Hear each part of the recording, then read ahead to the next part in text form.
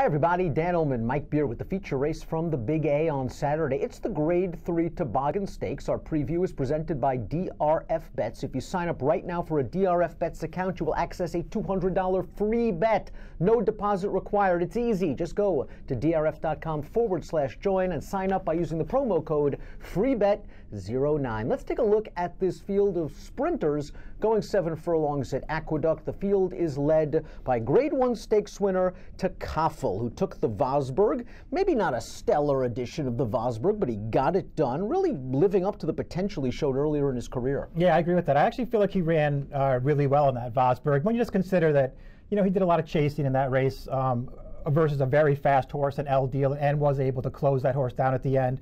And that race came on the heels of what I thought was a really good performance in the 8 Challenge Circuits at Saratoga.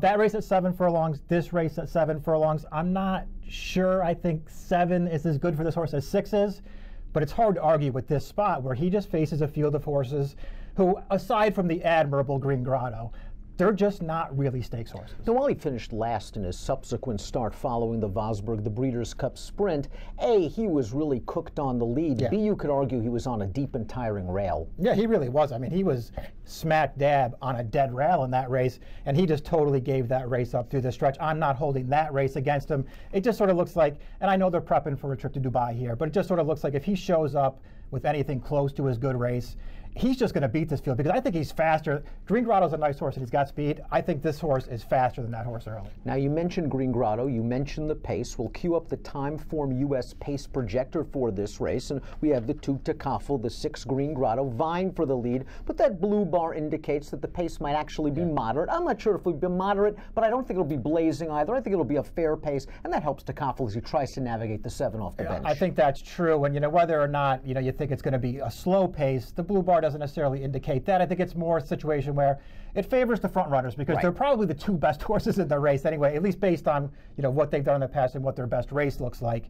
I think Toboggan, listen, maybe Green Grotto keep up with him early. I think Toboggan's a faster horse. Green Grotto did win the Carter over track and trip in 2017, but this is a horse that just seems like maybe age is finally getting to him. He's 8 years old. I won't hold the Gravesend against him last time out. He's really never done his best running on a wet track, but 2 starts back in the fall high weight, he showed his speed, and just the fight hasn't been there in his last few races. He's a very admirable horse, but I think that in this situation, in this point in his career, he needs to get loose, and it's not happening on Saturday. I agree with that. All the things you said about him, I have nothing to add for it. I'll be rooting for him to run a good race here, but it just feels like he can't get the trip he really needs to win a race like this. Toboggan is a Grade 1 stakes winner who finished last in his most recent start. Summer Revolution hasn't reached a stakes winning level yet. He was last in the Cigar Mile last time out, where he was chasing a pretty quick pace against good horses, and I think it was just a little bit too much too soon. Second start off of a long layoff. I liked what we saw at 2 back, his first race off of the bench, where he beat weaker horses, but he did it very easily. Is there a situation where he gets a great trip tracking the 2 and the 6, and if they take the starch out of each other, this horse we know like 7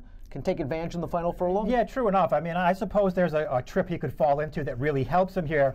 The question you have to ask yourself is, you think he's good enough to win a race like this? And I'm starting to wonder if he's ever going to turn out to be that horse it looked like he once could be. His first 2 career starts, really good performances. I understand why they took a shot at the King's Bishop. The rest of his campaign last year didn't seem to make a lot of sense after the King's Bishop, and maybe it worked against this horse. I liked his return from that long layoff just fine. I thought he ran okay in that race at Belmont. I think it's a race that he could actually build upon. I'm not sure why they thought the Cigar Mile was the next race for him. This is a better spot, but he really does have to up his game to win this. Vulcan's Forge for trainer Todd Pletcher. Interestingly enough, this will be the first time he's ever sprinted in his 16 race career. It'll be 16 on Saturday. Vulcan's Forge earned a career best Beyer speed figure in his most recent start. Was flattered somewhat when Backside of the Moon came back to win in the Jazzle. That was just an interesting race. A short field, run in a snowstorm. This horse has a lot of try in him, but do you think that this isn't really what he wants to do? He wants more distance. Yeah, maybe. The thing with him is it just sort of looks like, those last 5 races of his career where they finally got him cut back, 1 turn routing on the main track. It's what this horse really wants to do. Maybe the 7 will be too short for him, but I just sort of feel like these are the races they should be running him. 7, 8 furlongs on the main track. He is just so pace dependent that he's going to need Toboggan to go really fast early. I suspect Toboggan will go a legitimate pace in this race. It will give Vulcan's Forge a chance.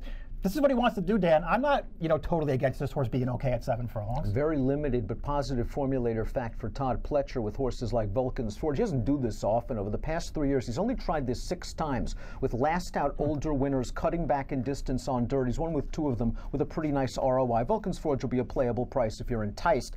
Let's talk about David Jacobson's entrant. That's great stuff. I like him getting out to 7 furlongs. Yep. He was really the only horse to do any late running in his most recent start, the Dave's Friend Stakes, a race that was dominated up front by both Favorite Tail and Struth.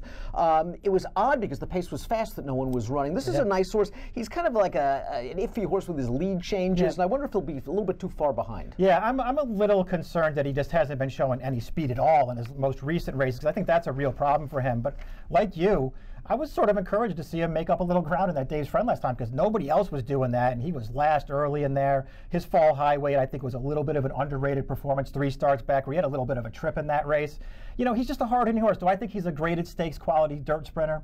Not really, but I think he fits pretty well in this race, and I'm going to use him somewhere underneath Takaful. And while I like him at the 7, I'm not sure I like Life in Shambles at the 7. I think he's a 6 furlong horse. And last time out in the Gravesend, yes, it was a wet track, but this is a horse that's done good work on the wet track. Yep. I read Ortiz gave him a great ride. He found the rail entering the turn. The inside opened up. He shot on through, and it just looked like there was no way he could lose, and he found a way to lose. And he has an admirable record, but in 2017, he found ways to lose. I don't know how he could get a better trip than that. Yeah, he really can. And listen, Deuce Share, the horse that ran him down, is really nice horse, but still no excuses for Life in Shambles that day. Listen, he is what he is. He's a pretty good horse. I don't like him in races like this. Let's take a look at our top picks for the Grade 3 Toboggan Stakes. Lots of folks are going to be singling the classy and speedy Takaful. I don't think this is really a race where you'd want to bet him, but is this a race, if you're playing an early pick 5, do you single? I will single him in here. I just think he's better than these horses do. You're going to go 2, 4, and 3. I have enough concerns about 7 off the layoff in a prep race with perhaps other speed, then I would take a very small stab with Vulcan's Forge, although in multiple race wagers, I think a lot of my weight would be on Takaful. I'd have Vulcan's Forge as a backup. Mike's going to go 2, 4, 3. I'm going to go with the 3, Vulcan's Forge, in the Grade 3 Toboggan. Again, if you're playing the Aqueduct Saturday card from home, $200 free bet just waiting for you. No deposit required. DRF.com/join. Promo code FREEBET09. It's easy. An approximate post time for the Grade 3 Toboggan, 1:20 Eastern. Good luck.